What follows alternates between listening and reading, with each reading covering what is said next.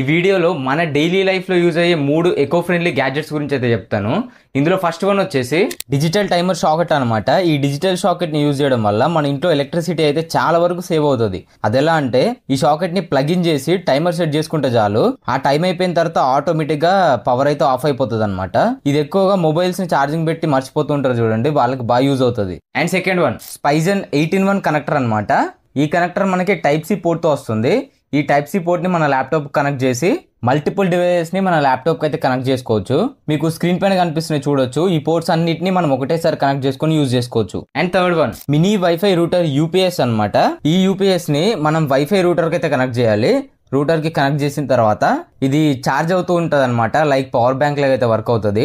ఎప్పుడైతే మన ఇంట్లో పవర్ పోతుందో మనం కనెక్ట్ చేసిన యూపీఎస్ అనేది రూటర్ కి పవర్ సప్లై ఇస్తుంది. సో ఈ డివైస్ ని యూజ్ చేయడం వల్ల పవర్ లేకపోయినా సరే మనం 3 to 4 hours అయితే వైఫై ని యూజ్ చేసుకోవచ్చు. ఇది ఎక్కువగా ఎవరైతే వర్క్ ఫ్రమ్ హోమ్ చేస్తారో వాళ్ళకి బాగా హెల్ప్ అవుతుంది. చూసారు కదా, ఇవి అనమాట ఈ గ్యాడ్జెట్స్ లో మీకు ఏది నచ్చిందో కమెంట్ సెక్షన్ లో కమెంట్ చేయండి.